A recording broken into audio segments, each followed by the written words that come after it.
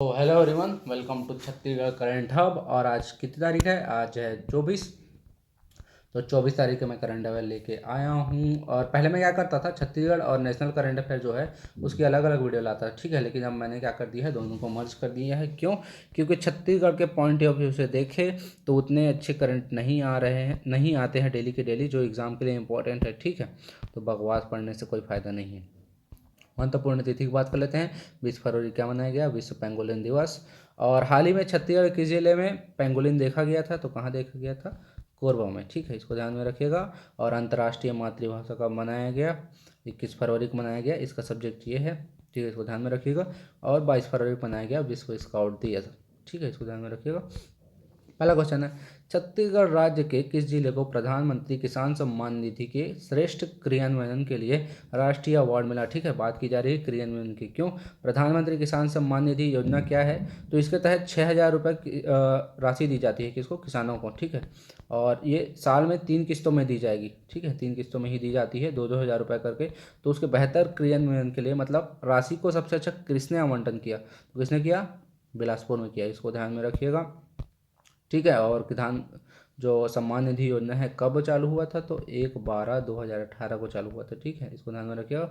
बात करें दुर्ग और गरियाबंद की, तो जल जीवन मिशन, ठीक है ना, जल जीवन मिशन ये क्या है? तो इसके तहत क्या है, देश के जो ग्रामीण इलाके हैं ना, उसमें टेप नल के द्वारा अच्छी गुणवत्ता वाली जो जल है ना, उसको पहुंचाया जाएगा, ठीक है। तो दुर्ग और गरियाबंद जिले जो है ये दोनों इसमें अच्छा काम कर रही है, इसको ध्यान में रखिएगा। वर्ष 2021 में अफ्रीका महाद्वीप की सबसे ऊंची चोटी किलिमंजारो में चढ़ाई करने के लिए छत्तीसगढ़ के किस पर्वतारोही का चयन किया गया? ठीक है, अमिता श्रीवास, राहुल गुप्ता, यासी जैन या फिर हेमंत गुडेश्वर, ठीक है। इसका सही आंसर क्या है? इसका सही आंसर है अमिता श्रीवास। तो ठीक है, किलिमंजारो पर चढ़ाई करने की इसका चयन किया गया अमिता श्रीवास। और इससे पहले भी कौन चढ़ाई कर चुका है? तो हेमंत गोडेश्वर इससे पहले किलिमंजारो में चढ़ाई कर चुके हैं। यहाँ कहाँ कहाँ के निवासी है? तो ये कोरबा निवासी है, ठीक है। बात करें यासी जैन के, तो ये कौन है? इन्होंने जो यूरोप की जो सबसे ऊँची चोटी है ना, एल्ब्रूस, ठीक है ना, एल्ब्रूस, यहाँ पे इन्होंने चढ़ाई की थी। और ये छत्तीसगढ़ के निवासी है, इसको ध्यान में रखिएगा। राहुल गुप्ता कौन है? छत्तीसगढ़ के माउंटेन मैन कहा जाता है इनको, इसको ध्यान में रखिएगा। इन्होंने माउंट एवरेस्ट पे चढ़ाई की थी, ठीक है। इंपॉर्टेंट है, लास्ट साल के लास्ट में आपको पढ़ना पड़ेगा, अभी से पढ़ लीजिए। मनरेगा के तहत रोजगार दिलाने में छत्तीसगढ़ का कौन सा जिला प्रथम स्थान पर पहुंच गया है? महासमुंद, राजनांदगांव, गरियाबंद या फिर धमतरी, ठीक है। कुछ दिन पहले मैंने बताया था कि छत्तीसगढ़ मनरेगा के तहत कौन सा जिला सेकंड पोजीशन पे था? तो वो था महासमुंद। तो अब फर्स्ट पोजीशन पे ये महासमुंद पहुंच चुका है, ठीक है, इसको ध्यान में रखिएगा। और पुराने वीडियो में मैंने मनरेगा के बारे में बताया था, देख लीजिएगा। छत्तीसगढ़ के किस जिले में देवी देवताओं को प्राचीन मूर्तियां पाई गई है जिसे पाषाणकालीन होने का दावा किया जा रहा है? ठीक है, ठीक है, इंपॉर्टेंट है, पाषाणकालीन होने का दावा किया जा रहा है। तो कहाँ पाया गया? ये पाया गया है बीजापुर में। और कुछ दिन पहले मैंने आपको बताया था कि भद्रकाली मेले का आयोजन कहाँ किया गया था? तो बीजापुर में गया था, ठीक है, इसको ध्यान में रखिए। बात कर रायगढ़ की, तो सिंघनपुर और कबड़ा पहाड़, ठीक है ना, कबड़ा पहाड़ ये कहाँ पे स्थित है? रायगढ़ से स्थित है, इसको पढ़ लेना अच्छे से। और बिलासपुर की बात कीजिए, धनौरा जो उत्तर पाषाण काल से रिलेटेड है, कहाँ है? तो बिलासपुर में है। बात कर राजनांदगांव की, तो चितवा डोंगरी कहाँ है? ठीक है, ये सब पाषाणकालीन है, ठीक है, कहाँ है? राजनांदगांव में। और हाल ही में क्वेश्चन पूछा गया था कि चितवा डोंगरी की खोज किसने की थी? तो किसने की थी? BS बघेल और रमेंद्र नाथ मिश्र ने की थी, ठीक है, ये ध्यान में रखिएगा। अगला क्वेश्चन में पढ़ते हैं। कौन से देश में आयोजित अंतर्राष्ट्रीय स्तर के हर्बल प्रोडक्ट व्यापार मेले में छत्तीसगढ़ के लघु वनोपज उत्पाद की अवनी हर्बल मार्केटिंग कंपनी ने भाग लिया? ठीक है, तो किस कंपनी ने बात किया छत्तीसगढ़ की? तो Avani herbal state marketing company ने भाग लिया, ठीक है, इसको ध्यान में रखिएगा। और कहाँ, कौन से देश में? तो दुबई में भाग लिया, इसको ध्यान में रखिएगा। बात करें हर्बल प्रोडक्ट की, तो छत्तीसगढ़ को जो हर्बल स्टेट का दर्जा कब मिला था? तो 4 जुलाई 2001 को मिल गया था, इसको ध्यान में रखिएगा। और लघु वनोपज की बात की जाए, छत्तीसगढ़ में कितने लघु वनोपज का संग्रहण किया जाता है? तो 52, ठीक है। एक्चुअल में क्या है, छत्तीसगढ़ का जो 44% हिस्सा है ना, वो क्या है? वनाच्छादित है, ठीक है। तो जाहिर सी बात है, यहाँ पे लघु वनोपज ज़्यादा होंगे, ठीक है। तो अभी सरकार क्या कर रही है, कि जो आदिवासियों को आत्मनिर्भर बनाने की कोशिश कर रही है, ठीक है। तो ज़्यादा से ज़्यादा लघु वन उपज इकट्ठा करेंगे तो ज़्यादा से ज़्यादा इनको बाहर बेचा जाएगा और ज़्यादा से ज़्यादा इनकी इनकम होगी और इससे आत्मनिर्भरता बढ़ेगी, ठीक है। तो ये अच्छा काम है, इसको ध्यान में रखिएगा। अटल बिहारी वाजपेयी विश्वविद्यालय बिलासपुर के नए कुलपति किन्हें नियुक्त किया गया है, ठीक है। अरुणा पटेल, अंजिला गुप्ता, अरुण दिवाकर या फिर डॉक्टर ललित प्रसाद पटेल, ठीक है। अटल बिहारी वाजपेयी पहले किस नाम से जाना था? बिलासपुर यूनिवर्सिटी। और इसका स्थापना कब किया गया था? 2012 में, ये भी ध्यान रखिएगा, ठीक है। उससे पहले सब यूनिवर्सिटी जीजीयू के अंतर्गत आते थे। 2009 में जीजीयू को जब सेंट्रल यूनिवर्सिटी का दर्जा दे दिया गया तो ये नई यूनिवर्सिटी बन के सामने आई, ठीक है। तो इसका आंसर बताइए कि नए कुलपति कौन होंगे? तो ये होंगे अरुण दिवाकर। ये कौन है? तो रानी दुर्गावती जबलपुर में एक यूनिवर्सिटी है, ठीक, वहाँ के प्रोफेसर हैं, ठीक है। और ये पहले वहाँ इकोनॉमिक्स पढ़ाते थे, अब ये नए कुलपति होंगे। बात करें डॉक्टर ललित प्रसाद पटेल के, तो ये कौन होंगे? अटल बिहारी वाजपेयी यूनिवर्सिटी से टूट के नए यूनिवर्सिटी बन रहा है, कौन सा? रायगढ़ यूनिवर्सिटी, ठीक है। तो ये उसके कुलपति होंगे, इसको ध्यान में रखिएगा। अंजिला गुप्ता कौन है? तो ये जीजीयू के कुलपति हैं। और अरुण पटला कौन है? तो हेमचंद यूनिवर्सिटी कहाँ है? दुर्ग में, दुर्ग में ये उनके कुलपति हैं, ठीक है। इसको ध्यान में रखिएगा। अगला क्वेश्चन में बढ़ते हैं। वर्ष 2021 के होली में हर्बल गुलाल बनाने के लिए छत्तीसगढ़ के कौन से जिले के कृषि विकास केंद्र में इसकी ट्रेनिंग दी जा रही है, ठीक है। इसको ध्यान में रखिएगा।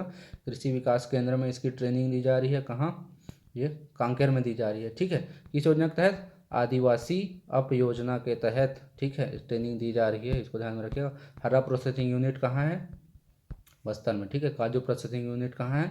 धमतरी में, इसको ध्यान में रखिएगा, ठीक है। बढ़ते हैं अगले क्वेश्चन पे। मुख्यमंत्री सुपोषण योजना के तहत छत्तीसगढ़ के किस जिले के 2 गांव कुपोषण मुक्त हो गए हैं, ठीक है। छोटी मोटी बात नहीं है, 2 गांव कुपोषण मुक्त हो गए हैं, किसके तहत? मुख्यमंत्री सुपोषण योजना के तहत। कहाँ के? तो दुर्ग के, ठीक है। कौन कौन से गाँव? बटरेला, ठीक है ना, और एक गाँव है गुजरा, ठीक है ना, इसको ध्यान में रखिएगा। बात करें सुपोषण योजना की, तो ये कब चालू हुआ था? 2 अक्टूबर 2019। इसके तहत क्या किया जाएगा? जो 6 वर्ष तक के बच्चे हैं, 0 से 6 वर्ष तक, उनको कुपोषण मुक्त किया जाएगा, ठीक है ना, उनको सुपोषित किया जाएगा। और 14 से 49 वर्ष की जो महिलाएं हैं उनमें जो एनीमिया का रोग पाया जाता है, ठीक है, तो एनीमिया का रोग को कम किया जाएगा, ठीक है ना, इस योजना के तहत। आ गए हम लोग नेशनल करंट अफेयर के, तो इसको डील कर लेते हैं। हवा में कम दूरी तक मार करने वाली मिसाइल VLSR-SAM ने 2 पथ सफल परीक्षण किए, ठीक है। यह किस क्षेत्र को सौंपे जाएंगे, ठीक है? नौसेना, वायुसेना, थल सेना या फिर उपरोक्त सभी। अभी तो इसे नौसेना में सौंपा जाएगा, ठीक है, लेकिन बाद में हो सकता है इसे वायुसेना को भी सौंपा जाए, तो इसको ध्यान में रखिएगा। SRSAM, इसका मतलब क्या है? Short range surface to air, ठीक है ना, ये खुद बता रहा है, ये सतह से हवा में मार करने वाली कम दूरी तक मार करने वाली क्या है? मिसाइल है, इसको ध्यान में रखिएगा। अगला क्वेश्चन है, फैटी लीवर समस्या और उसकी पहचान कर उसका उपचार करने वाली दुनिया का सबसे पहला देश कौन बन गया, ठीक है? कौन बन गया? तो इसका आंसर है भारत बन गया, ठीक है। जो नॉन अल्कोहलिक थे ना, उनको भी फैटी लीवर की प्रॉब्लम होती थी, ठीक है ना, तो उसके उपचार के लिए अब पहचान कर लिया गया, उसका उपचार कहाँ किया जाएगा? भारत में किया जाएगा। बात करें मॉरिशस की, तो अभी हाल ही में एक व्यापारिक समझौता साइन किया गया है, ठीक है, किसके तहत? CECPA के तहत, ठीक है, जिसका फुल फॉर्म है comprehensive economic cooperation and partnership agreement. इसके तहत जो व्यापार करने में जो जो प्रॉब्लम आती थी उसको ये दोनों देश मिलके, ठीक है, सॉल्व करेंगे, इसको ध्यान में रखिएगा। और अमेरिका की बात किया जाए तो जो पेरिस समझौता 2019-2015 में हुआ था, तो इस समझौता से अमेरिका ने क्या कर लिया था? क्विट कर लिया था अपने आप को, ठीक है ना, बाहर हो गए थे। लेकिन अभी हाल ही में जो नए प्रधानमंत्री बने हैं जो बाइडन, ठीक है ना, उन्होंने इसमें फिर से शामिल होने की बात कही है, ठीक है, ध्यान में रखिएगा। देश का पहला ऐसा राजमार्ग जहां पर वन्य जीवों की सुरक्षा के लिए 12 किलोमीटर लंबा ऊपर उठाया हुआ मार्ग होगा, ठीक है ना। कैसे? जैसे आप रोड पे चल रहे हो, ये रोड है, उसके ऊपर फ्लाईओवर बनाया जाता है, बस कुछ इसी तरह का बनाया जाएगा। तो कहाँ बनाया जाएगा? दिल्ली देहरादून, दिल्ली मुंबई, श्रीनगर कन्याकुमारी या फिर आसानी से जमशेदपुर। कहाँ बनाया जाएगा? तो ये दिल्ली से देहरादून के बीच में बनाया जाएगा, ठीक है ना। बात करें दिल्ली मुंबई के, तो ये क्या है? भारत का सबसे बड़ा एक्सप्रेसवे कौन सा है? दिल्ली और मुंबई है, ठीक है। और बात करें श्रीनगर कन्याकुमारी की, तो भारत का सबसे लंबा नेशनल हाईवे कौन सा है? श्रीनगर से कन्याकुमारी, जिसे आप नेशनल हाईवे 44 कहते हैं, या फिर कभी कभी 7 भी ऑप्शन में दिया रहता है, ठीक है। आसानी और जमशेदपुर भारत की सबसे छोटी नेशनल हाईवे, ठीक है, मात्र 5 किलोमीटर है। कौन सी? 118 नेशनल हाईवे, ठीक है ना, इसको ध्यान में रखिएगा।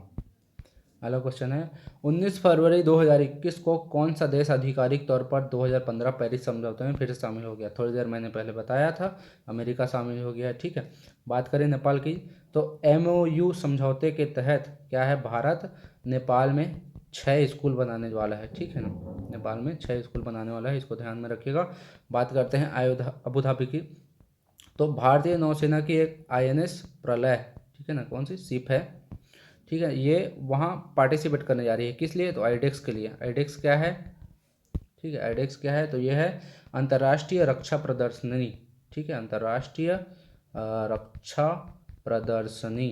इसमें भाग लेने के लिए कौन जा रहा है? तो INS प्रलय जा रहा है, ठीक है ना। कहाँ है ये? अबू धाबी में जा रहा है, ठीक है, इसको ध्यान में रखिएगा। अगला क्वेश्चन है मलयालम भाषा और साहित्य के क्षेत्र में उत्कृष्ट योगदान के लिए महाकवि कुंजन नाम्बियर पुरस्कार 2021 किसे दिया गया है? ठीक है, किसे दिया गया? प्रभा वर्मा, नासिरा शर्मा, अच्युतन नाम्बरी या फिर राम गोपाल? किसे दिया गया? तो ये दिया गया प्रभा वर्मा को, ठीक है, इसको ध्यान में रखिएगा। मलयालम भाषा इंपॉर्टेंट है, क्यों? क्योंकि हमारे भारत में कितने शास्त्रीय भाषा है? 6, ठीक है ना, तमिल, तेलुगु, संस्कृत, कन्नड़, उड़ीसा और एक हो गया मलयालम, ठीक है ना। तो जो क्षेत्र में अवार्ड मिला है तो इम्पॉर्टेंट है। नासिरा शर्मा कौन है?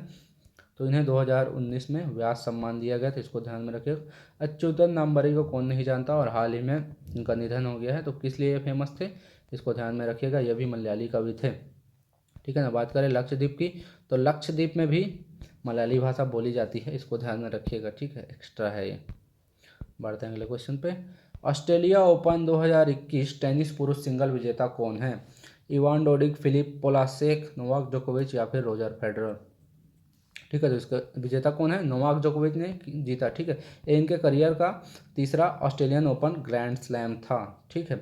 और टेनिस बात हो गई है तो पुरुष सिंगल की, और टेनिस अगर युगल की बात की जाए, जोड़ी की, तो इवान डोडिक और फिलिप पोलासेक ने क्या किया? ऑस्ट्रेलियन ओपन जो डबल होता है, डबल पुरुष विजेता रहे हैं। कौन? इवान डोडिक और फिलिप पोलासेक, इसको ध्यान में रखिएगा।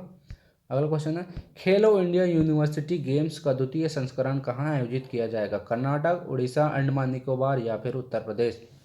ठीक है, कहाँ आयोजित किया जाएगा? तो ये आयोजित किया जाएगा कर्नाटक के बेंगलुरु में, ठीक है, खेलो इंडिया यूनिवर्सिटी गेम्स। बात करें उड़ीसा की, तो दुनिया के सबसे बड़ी हॉकी स्टेडियम कहाँ बनने जा रही है? उड़ीसा में बनने जा रही है, किस नाम से? बिरसा मुंडा के नाम से, इसको ध्यान में रखिएगा, ठीक है ना। अंडमान निकोबार की राजधानी क्या है? पोर्ट ब्लेयर, ठीक है। यहाँ पे एक DCS का स्थापना किया जा रहा है। DCS क्या है? डैमेज कंट्रोल सिम्युलेटर, ठीक है ना, इसको ध्यान में रखिएगा।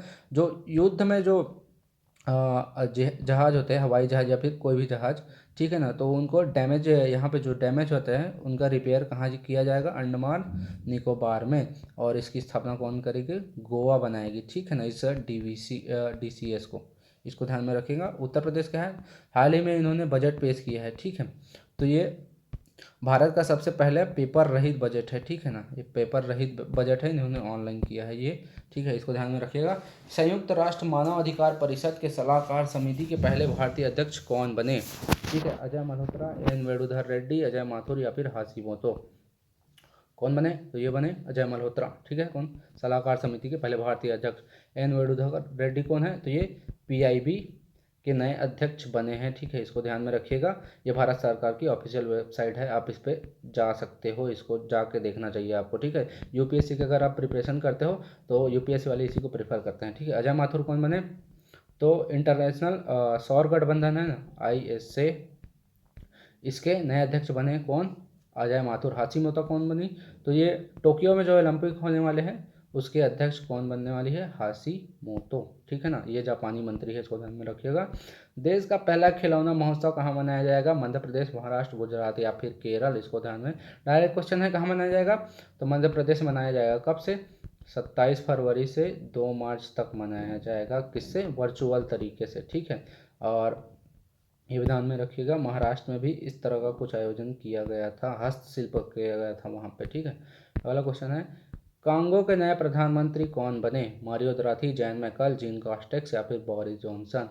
ठीक है ना, कांगो कुछ दिन पहले मैंने आपको बताया था कि अफ्रीका है, अफ्रीका के अंदर क्या आता है, कांगो। ठीक है, कांगो में ही सबसे पहले इबोला वायरस है।